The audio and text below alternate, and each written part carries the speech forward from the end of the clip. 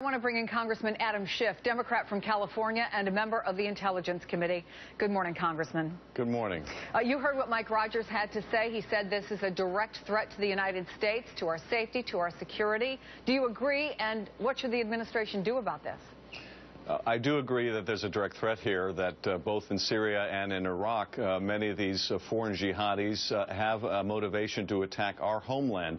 Right now, I think they're fully occupied in going after Baghdad and going after Bashar Assad, but that won't last forever. So this is a real threat. Where I disagree with Mike, though, is what the response ought to be. Often, my colleagues, I think the first answer is to come in either with boots on the ground or planes in the air. And the principal problem, I think, in Iraq is the Malaki government has sidelined the Sunni population. They've driven the Sunni population into the arms of these extremists. And unless that changes, the Sunni population that is not extreme is nonetheless going to be siding with ISIL. And that has to change. The politics of this has to change. The government in Baghdad has got to change.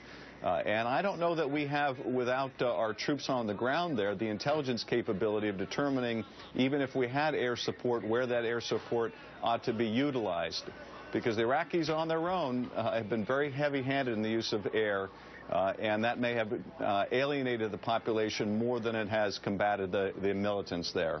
There is, I think, if there is one consistent call, particularly on the Republican side, it is for airstrikes. Senator Lindsey Graham says the White House should authorize them. Let me play part of what he said. There is no scenario where we can stop the bleeding in Iraq without American air power. The Iraqi army is on the verge of collapse. I would urge the administration to get all of our people out now. We got another Benghazi in the making here. So if not airstrikes, what way do you see forward, Congressman, to stop the bleeding? What do we do? Well, look, I certainly support providing more material support to the Iraqi government, but that has to be conditioned on the Iraqi government making real changes and bringing the Sunnis in and being a more inclusive government. The excruciatingly frustrating thing about this is this was not inevitable. It was not inevitable even when we didn't get the agreement to stay in Iraq. But this was done, I think, largely by Malaki's own making. I do agree with Lindsey. I think we need to start getting our people out because I'm not sure how much time we're going to have to do that later, although I do think that ISIL is going to find the resistance much stiffer in Baghdad as the Shiite population there really is far less likely, I think, to turn and run because there's nowhere to run. But nonetheless, I think it prudent to move our people out. I think it prudent to provide greater material support. I think it imperative that we bring pressure on the Malaki government to change. But I'm not prepared to support air power at this point, not until there are real changes in that government. And even then, I'm very loath to rely on the intelligence that we get from the Iraqis because I think it's subject to great doubt. As you know, part of the argument that the Republicans have made is that we should have seen this coming. Speaker John Boehner coming down hard on the president and the administration for not being better prepared for this, for refusing requests from Mr. Malaki to conduct airstrikes when he saw some of these opposition groups, these militant groups forming. How much of this do you believe, if any, belongs on the doorstep of this administration? Well, I think this is largely a problem Malaki's making, not the President of the United States. And if you look at the way the Iraqis have used air power, and they've wanted more air capability from the United States, they've used it to level neighborhoods, which has driven the Sunni population of those neighborhoods, which are not all militants, into the arms of the militants. So even where they've had the air power, they haven't utilized it effectively. Often they've utilized it counterproductively. And that's one of the real problems here.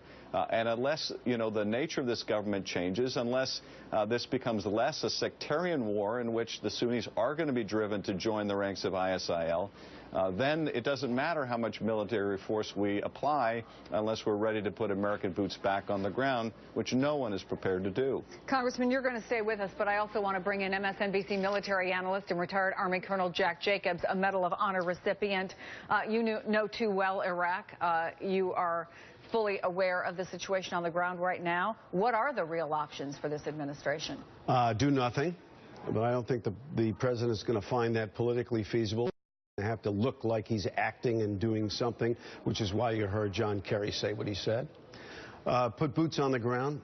As Mr. Schiff said, nobody is prepared to do that, and I don't think that's even being considered in any kind of reasonable way.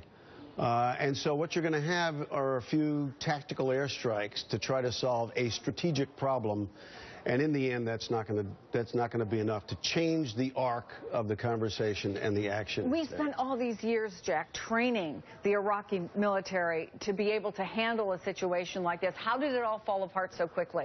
We left, and as General McChrystal once opined, if you're going to be involved in this kind of operation, to change how people use their military establishment to create political basis for having a real country, it doesn't take just a couple of years. You got to stay there decades, and we're not prepared to stay there decades. So the Iraqi army, very poorly trained, even though they had lots of good equipment, very poorly trained. There were no strategic or tactical plans to cope with this sort of stuff. And the most important thing, which is something else Mr. Schiff brought up, was the government's incredible corruption. And that kind of stuff doesn't go unnoticed, even among people who are the Sunnis, who are on the side of the government. Incredible corruption, not going anywhere. And it's not surprising that the army melted away in the face of really limited opposition. This is just the beginning of this conversation. As we said, there are talks going on right now about what the administration will do. But if I can, Congressman, I want to ask you about Bo Bergdahl as well. He just got back to the United States around 3:30 this morning.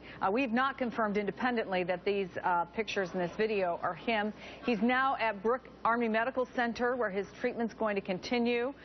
We also just got word from his family asking for privacy. They're not, at least immediately, going there.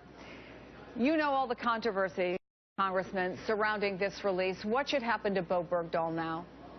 Well, I think there's going to have to be a complete military investigation into the circumstances in which he left his unit. And I think we should await the outcome of that. None of us at this point know what was going on in his head at the time, what his intent was. But I have full confidence that we can get answers to those questions. And, you know, then we will follow that evidence where it leads in terms of what the repercussions should be, depending on the findings of that military investigation. So I think we ought to probably hold our peace until we find where the facts lead us. And I do think it's very necessary for the military to do that kind of investigation. Colonel, what's ahead for Bo Bergdahl? He'll probably be put in an administrative holding unit while the investigation is conducted. If it's recommended that he be charged, he will then be charged, and the Army will conduct what's called an Article 32 investigation, which is the military equivalent of the grand jury procedure, except that the accused has the right to have counsel present and to also cross-examine witnesses. If the investigating officer recommends that he be court-martialed, then the commander to whom he's assigned can decide to court-martial him or not.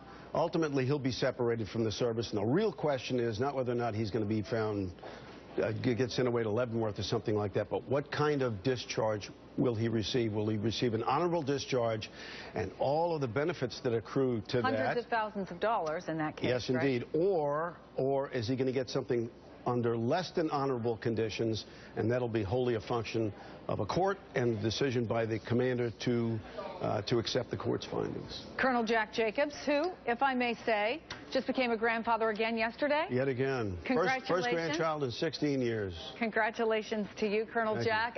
Congressman Schiff, always a pleasure to have you on the program. Thank you, sir. And best of luck to you, Chris. Thank you.